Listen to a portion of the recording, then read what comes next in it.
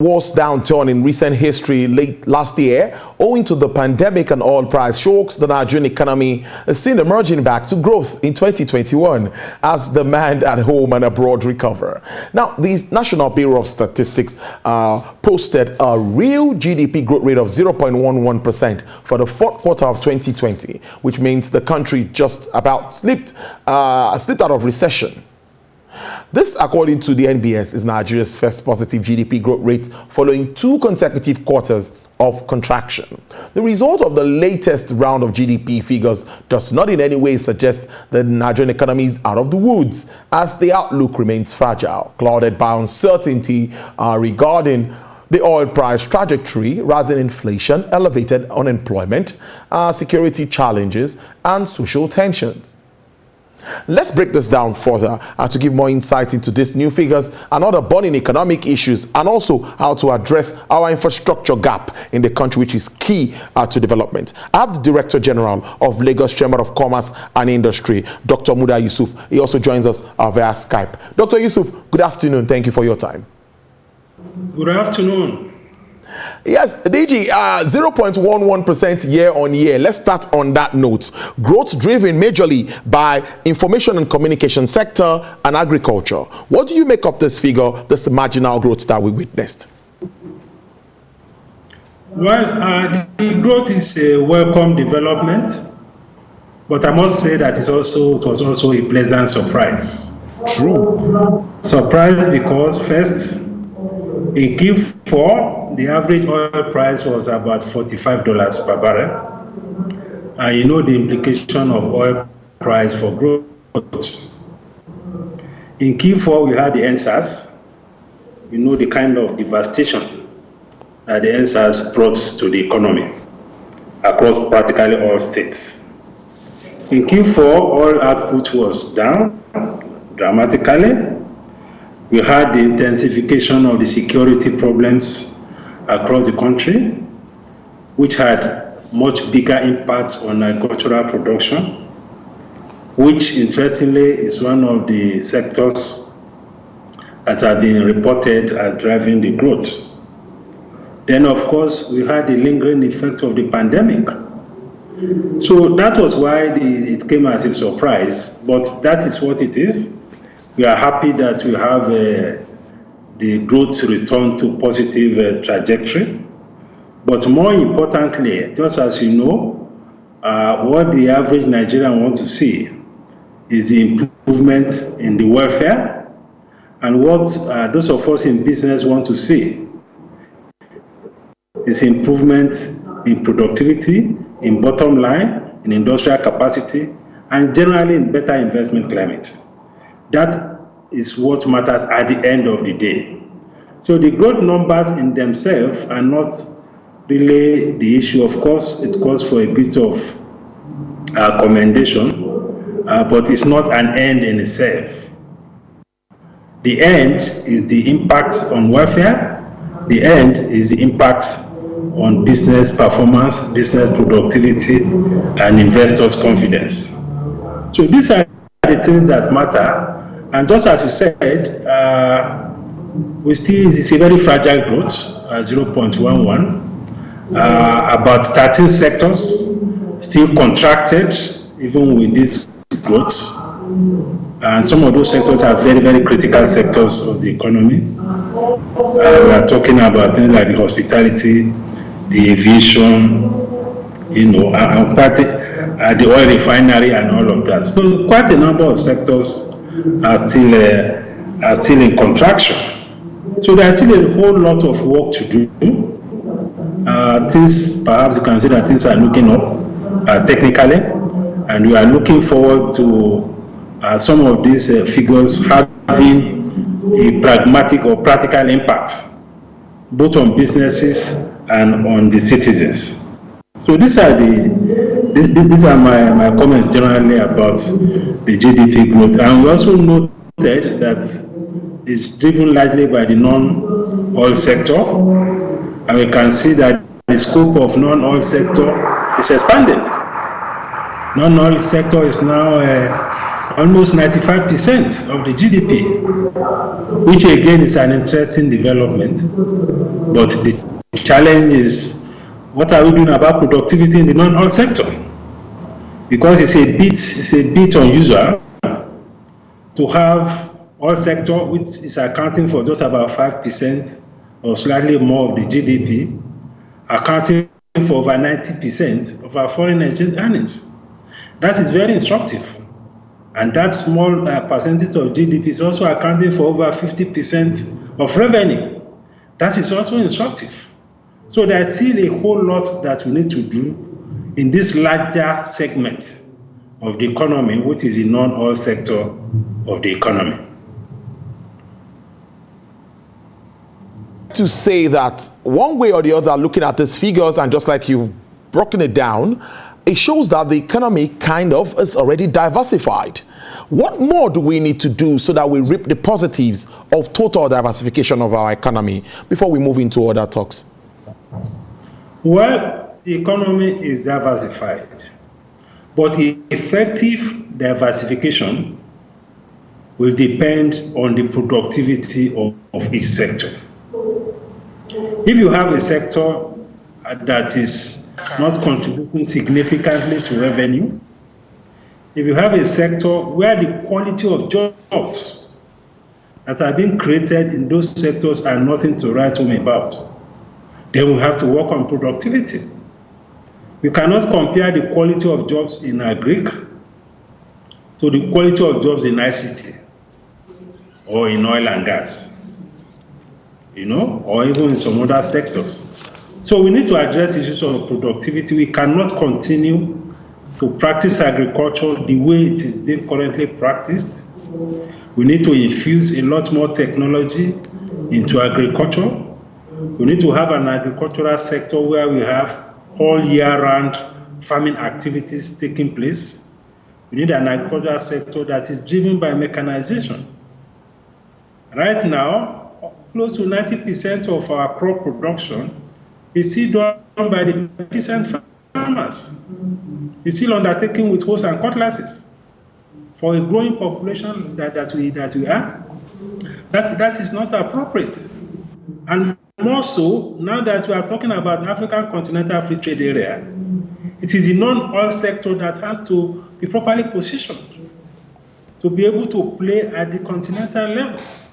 With this current level of productivity, there's no way we can play at the continental level as far as production in the non-oil sector is concerned, except, of course, for a few multinationals and conglomerates. Even for those multinationals, their cost is still high compared to what happens in other countries of the continent. So issues of productivity and all the factors that can drive productivity, like infrastructure, like technology, like broadband, like logistics, like trade reforms, like even tariff reforms. Because the tariff regime is also, in many cases, too excessive, it's too high. You need to see what some industrialists and service sector people pay in terms of tariffs to get in some of their critical inputs. And there is this disposition by the customs and the trade policy makers that you have to make your revenue at the ports. Forgetting that you need to build the capacity of operators, of industries, of firms in the economy, then you now make revenue from the profit that they make. But when there's too much pressure on them, even before they set up the business, or when they are bringing in their machineries and equipment, you kill the initiative, you reduce the opportunities for them to be able to contribute meaningfully to the economy. So we need to rethink the entire tariff policy. We need to review some of these tariff policies as long as they are not posing a threat or a risk to local manufacturing. Anything that you don't have capacity to produce, the tariff should not be more than 10%, so that it can build the capacity of the various sectors of this economy. And if their capacity grows, ultimately revenue will grow from the profit that they make. Apart from that, there is a lot of economic multiplier in terms of job creation and things like that that can come from it. So we need to rethink our trade policy properly so that we don't, through this idea of chasing revenue, frustrate those who are trying to invest in the economy. Of course, there are structural issues, there are regulatory issues that we need to deal with. There are reform issues for oil and gas and things like that. There are reform issues around electricity. Those things matter. So it's a holistic thing, and we also need to have what you can call a general equilibrium approach to economic management, so that we don't have a narrow view of the economy. And the whole essence of a general equilibrium approach to economic management is to be able to identify or determine the consequences for other sectors of introducing particular policies in a particular sector. Because there are some policy initiatives that affect so many sectors, and at the end of the day, what you gain from that narrow sector is much less than the damage that is done to other sectors of the economy. So at the end of the day, the economy is a loser for it. The investment environment is a loser for it, and even the citizens. So we should have a more holistic view of economic management, which is what we mean by having a general equilibrium mindset to economic management. DG, let's now talk about something that is key, and I know it's very important. Manufacturers, business people, even citizens, everybody needs proper infrastructure for us to be able to go about day-to-day activities, our businesses, and all of that. Now, I'm interested in the Infraco, this new development, public-private infrastructure fund, and with a seed fund of about 1 trillion naira, that's about 2.6 billion US dollars. Now, the CBN is involved in this, Nigerian Sovereign Investment Authority, African Finance Corporation. It seems like there will be light at the end of the tunnel. What do you make of this, DG? It's a commendable development which deserves all the support that we can give it. But we need to realize first that the infrastructure deficit we are dealing with is far, far higher than what this amount can resolve. Because some studies have been done which say that we require at least maybe 30 billion US dollars annually over the next 10 years or so for us to be able to fix these deficits. But that does not diminish the significance or the value of this initiative. That is one. Secondly, Infraco is a private sector driven initiative because it's going to be a public-private partnership. Therefore, the project that will attract or that will be attractive to Infraco will be infrastructure projects that are bankable, not just any infrastructure project. So you cannot go to maybe one village or one town in the north or somewhere in the middle belt and say that Infraco should come and do it. The economics of the project must be able to justify the investment. So there is no social content as such in the consideration of Infraco investment. It's going to be purely commercial. That is going to be the difference. Now, take the federal roads, for instance. The total length of federal roads that we have in this country today is somewhere close to 40,000 kilometers of federal roads. What proportion of that can you say is bankable for Infraco to invest in? I mean, the best example of PPP on road that we still tout all over the place is the Lekki Express Road. And what has been done there is just about 40 kilometers. So we are talking about federal roads across the country, which is about close to 40,000 kilometers. So I'm saying this to underscore the point that in addition to whatever the private sector is doing, the government still has a whole lot to do in terms of infrastructure development. The private sector can only do so much, and they can only focus on projects that are bankable. If they are not bankable, forget it. And there are so many infrastructure projects or potential projects all over the country that people deserve to have. But if you work out the economics of it, it's not something that can attract private capital. And that is what we mean in economy when we talk about market failure.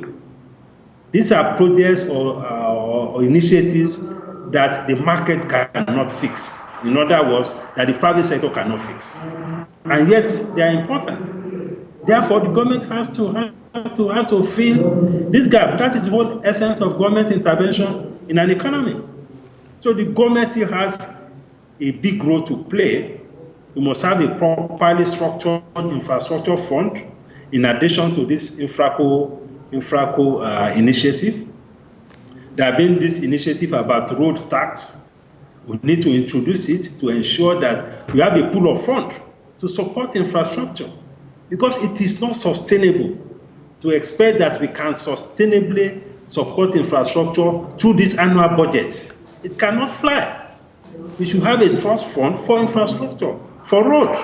We have a road bill which has been in the National Assembly for some time. Some of these things we should have the political will to take them forward. They may be painful, but in the long run, that is what can sustain the economy. Annual budget alone cannot fix infrastructure.